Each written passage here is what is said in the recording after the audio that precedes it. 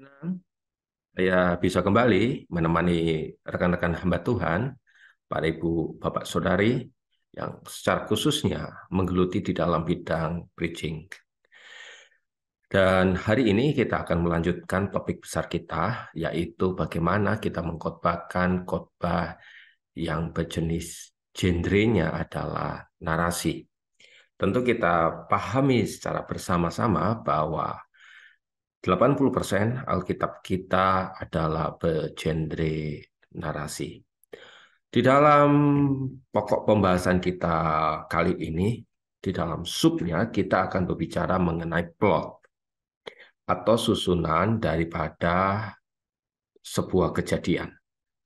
Bapak, Ibu, Saudara-saudari, sebelum kita memasuki bagian tersebut, sebenarnya ada 3 bagian yang sangat penting yang harus menjadi pemikiran kita di dalam kita melakukan penafsiran, mengkhotbahkan kitab bergenre narasi. Yang pertama, kita harus memahami akan cerita itu sendiri. Ini bagian pertama, yaitu bagian plotnya. Di dalam bagian itulah, baik kita memahami maupun membuat sebuah kisah, kita akan tahu alur apa yang akan kita gunakan, jenis apa yang akan kita pakai, supaya kita bisa merangkai setiap kejadian demi kejadian itu menuju kepada satu puncak.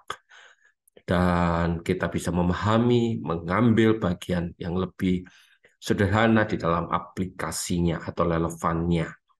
Dan yang kedua, kita harus memahami juga bagaimana karakter tokoh. Karakter tokoh menjadi bagian yang sangat penting di dalam kita memberi deskripsi sebuah cerita.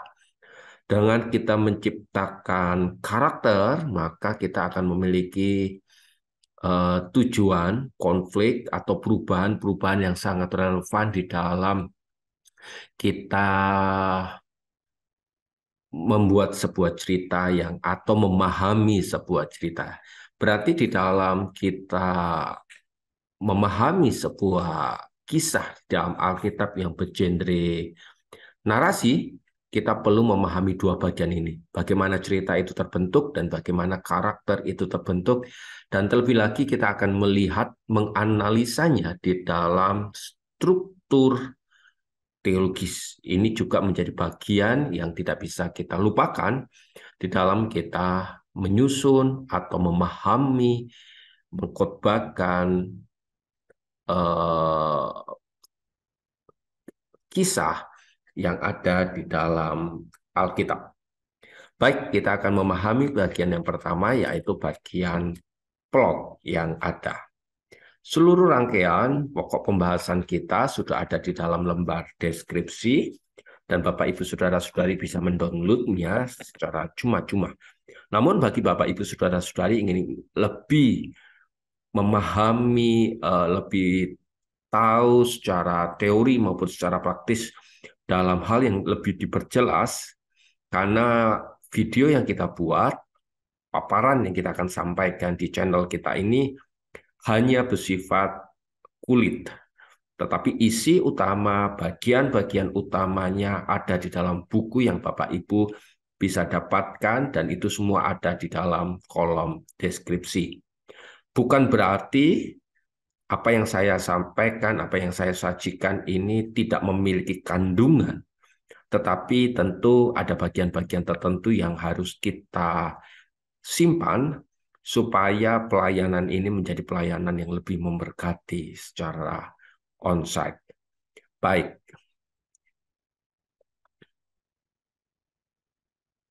Baik, kita akan memasuki bagian yang pertama di dalam kita memahami sebuah kisah, yaitu bagian plot. Langkah membuat prinsip cerita dalam khotbah narasi, dalam struktur pengenalan plot. Di dalam narasi cerita Alkitab, banyak cerita-cerita umum yang ada di dalamnya, juga unsur-unsur plot yang membentuk sebuah jalannya cerita. Meskipun Alkitab terdiri dari berbagai jenis narasi yang ada, namun sebagiannya bisa berbentuk atau membangun plot yang akan saya utarakan berikut ini. Ya, bagian pertama adalah membuat plot itu adalah kita harus mulai melakukan apa yang disebut dengan pengenalan atau expositorin. Di bagian ini kita akan melakukan apa yang disebut dengan pengenalan latar belakang, waktu, dan tempat sebuah kejadian. Di bagian ini juga kita akan mulai memperkenalkan karakter-karakter utama dan hubungan mereka. Jadi bagaimana setiap tokoh, kemudian setiap peristiwa, baik sebelum dan sesudahnya itu terbentuk dan membentuk sebuah karakter hubungan utama mereka. Yang ketiga, bagaimana mereka mulai menempatkan konteks sejarah yang sangat relevan di masanya. Nah, bagian pengenalan ini adalah bagian yang sebetulnya bagian pembuka dari sebuah kisah narasi yang ada. Dan bagian pengenalan ini akan membawa kita kepada sebuah yang kita sebut dengan konflik. Di bagian konflik ini kita akan diperkenalkan tentang masalah utama dalam sebuah cerita. Bagian konflik ini akan bersifat internal di dalam diri karakter maupun bersifat eksternal, kebudayaan yang masuk di dalam konflik yang ada. Baik itu konflik terhadap tokoh-tokoh yang lain, alam, kebudayaan, atau keadaan, atau situasinya. Ada begitu banyak konflik yang akan masuk di dalam sebuah rangkaian, sebuah cerita. Dan yang ketiga adalah konflik itu akan mendorong bagian utama ini untuk diselesaikannya. Bagian ini akan muncul apa yang disebut dengan pengembangan sebuah konflik. Ini akan menunjukkan bagaimana respon tokoh-tokoh yang ada untuk mengambil sebuah tindakan. Dan bagaimana tokoh tersebut akan membangun ketegangan dan kompleksitas cerita dalam sebuah peristiwa atau sebuah tindakan di dalam sebuah karakter. Nah, bagian yang selanjutnya adalah bagian yang disebut dengan klimaksnya. Bagian klimaks adalah puncak cerita di mana konflik itu akan menjadi titik puncaknya. Ini yang menjadi yang ditunggu-tunggu oleh pendengar dan juga ditunggu-tunggu oleh setiap jemaat. Di mana puncaknya? Dan ini akan menjadi momen kunci di mana karakter-karakter itu akan memahami keputusan-keputusan dalam menghadapi konflik yang ada. Dan yang terakhir adalah bagaimana klimaks itu akan terselesaikan. Meskipun disebut sebagai klimaks, dia akan juga mempunyai unsur untuk penyelesaian, titik rendahnya sebuah klimaks. Dan selanjutnya akan dikenalkan apa yang disebut dengan resolusi. Dan di dalam titik resolusi itu kita akan melihat penyelesaian sebuah konflik. Atau bagaimana cerita itu terbungkus. Dan kita akan memperhatikan dampak keputusan-keputusan yang diambil oleh karakter-karakter yang ada. Keterlibatan akan menghasilkan perubahan dan ini akan menunjukkan inti siapa itu orang yang akan kita maksudkan.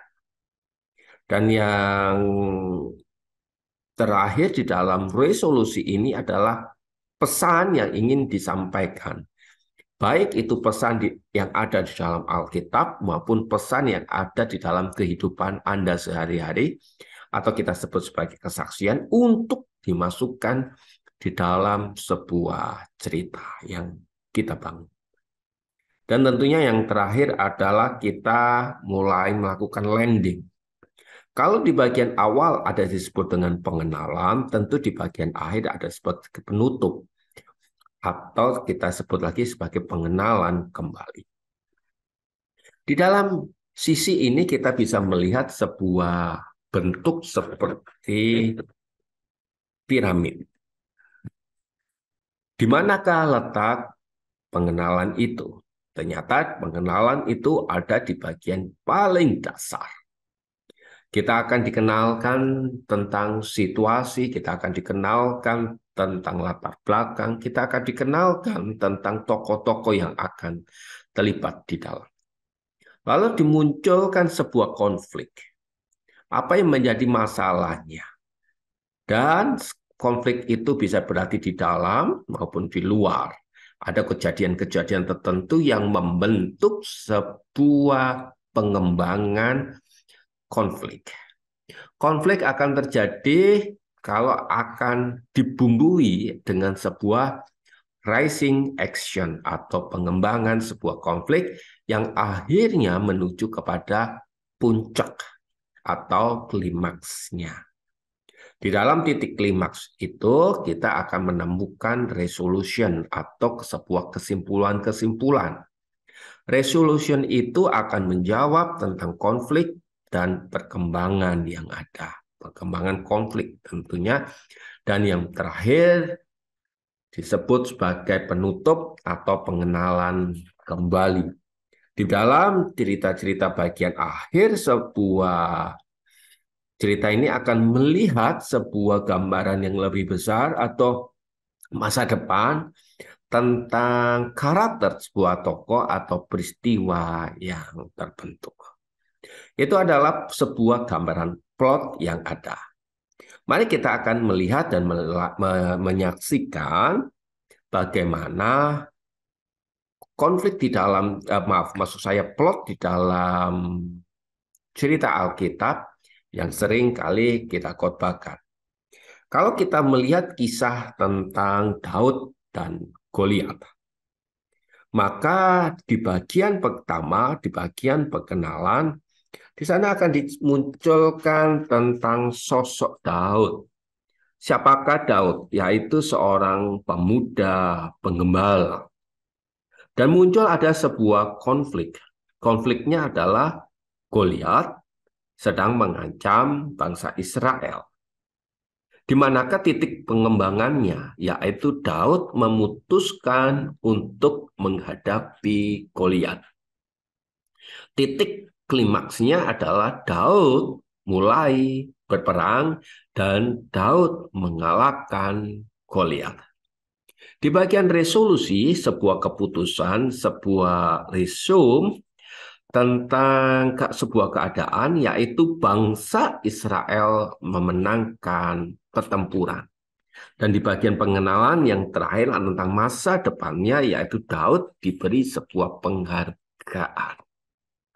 Itu modal atau bentuk sebuah narasi yang terambil di dalam kisah Daud dan Goliat.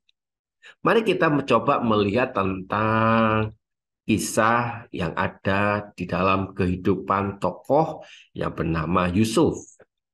Di bagian pertama, di bagian pengenalan, Yusuf mulai diperkenalkan sebagai anak Yakub yang dikasihi oleh papahnya.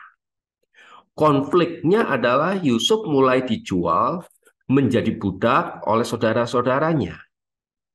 Ini muncul karena adanya ketidaksukaan dari saudara-saudaranya.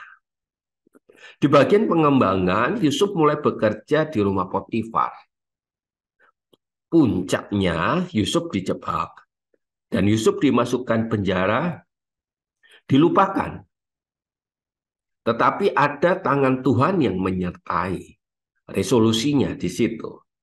Dan di bagian pengenalan kembali, di sana dikatakan bahwa Yusuf menjadi seorang penasehat dari kerajaan Mesir. Nah, bagaimana tentang kitab yang ada di dalam kitab Perjanjian Baru? Misalnya, kita ambil saja contoh di dalam kisah anak yang hilang, perumpamaan Tuhan Yesus. Di bagian pengenalan, di sana diceritakan tentang ada anak yang meminta warisan kepada orang tuanya. Konfliknya adalah warisan itu digunakan secara foya-foya. Di dalam proses foya-foya itu ada konflik, ration actionnya adalah anak itu mulai lapar, anak itu mulai makan dari ampas babi dan mulai ditinggalkan oleh teman-temannya. Di bagian klimaksnya adalah anak itu kembali ke papanya dan ayahnya menerima kembali dengan kasih sayang. Di bagian resolution, di sana ada kebahagiaan, kehidupan bersama antara anak dan ayahnya yang mulai terbangun. Tetapi di bagian pengenalan kembali, di sana akan ditemukan bahwa anak tersebut diberi jubah yang baru, diberi cincin yang baru, disitulah harapan atau sebuah masa depan. Bapak, Ibu, Saudara-saudari, itulah bagian bagaimana kita membangun sebuah plot dalam sebuah kisah. Di bagian-bagian yang lain, di dalam sebuah video-video yang telah saya sampaikan, terutama di dalam struktur khotbah, saya coba memberi contoh bagian ini di dalam khotbah yang ada, tentang bagaimana membuat sebuah ilustrasi yang ada. Di bagian pengenalan, kita jangan langsung masuk di dalam konflik. Belilah bumbu-bumbu pengenalan supaya jemaat mulai merasakan, mulai ikut alur. Misalnya di dalam sebuah restoran, Anda datang. Kemudian Anda bersama dengan istri dan anak misalnya. Gambarkan restoran itu dengan keadaan yang sejeli-jelinya, tapi bukan sedetail-detailnya. Lalu muncullah konflik yang ada. Misalnya mulai lamanya pesanan, mulai berdiskusi yang ada. Kita kembangkan sebuah perkembangan konflik. Misalnya Anda mulai berhadapan dengan tamu, dengan seseorang yang sedang bermain handphone. Klimaksnya apa? Ketika Anda melihat dan memperhatikan tamu, orang yang Anda sedang perhatikan tersebut, dia memesan makanan tanpa berkomunikasi sama yang lain, dan satu anggota keluarga itu hanya bermainan handphone. Resolusinya apa? Yaitu ketika makanan itu disajikan, ternyata mereka menyantap tanpa ada sedikit obrolan yang keluar dari mulut mereka. Mereka habis, mereka pulang, dan mereka melanjutkannya. Di pengenalan yang kembali, coba Anda melihat sebuah masa depan dengan keadaan yang demikian. Apakah orang yang demikian adalah mereka akan terbantu di dalam sebuah keharmonisan di dalam keluarga yang ada. Nah, Bapak, Ibu, Saudara-saudari, itulah bagian pertama dalam kita mulai memahami pembuatan plot yang ada. Saya berdoa kita mulai menyusun dan mulai merangkai dan memperhatikan setiap kejadian-kejadian yang ada di dalam kehidupan kita maupun yang ada kita baca di dalam Alkitab, dan kita mulai mengelompokkan di manakah bagian pengenalannya, di mana bagian konfliknya, di mana bagian reactionnya, di bagian klimaksnya, di bagian resolusi, dan di manakah pengharapan dan kesimpulan yang bisa kita ambil. Supaya di dalam mulai pembentukan sebuah kisah atau cerita, kita ikut ada di dalamnya, dan jemaat yang diceritakan itu pula juga ikut merasakan apa yang sedang kita ceritakan. Kiranya Tuhan Yesus memberkati kita di bagian pertama di dalam proses pembuatan plot yang ada. Bila ada pertanyaan, masukan, silakan Bapak Ibu tulis di dalam kolom komentar, dan Bapak Ibu bisa dengan senang hati kami dari tim akan membantu dan menghubungi dan menjawab pertanyaan-pertanyaan yang ada. Tuhan Yesus memberkati kita semua di dalam seluruh segi pelayanan kita, khususnya di dalam dunia khotbah. Tuhan memberkati.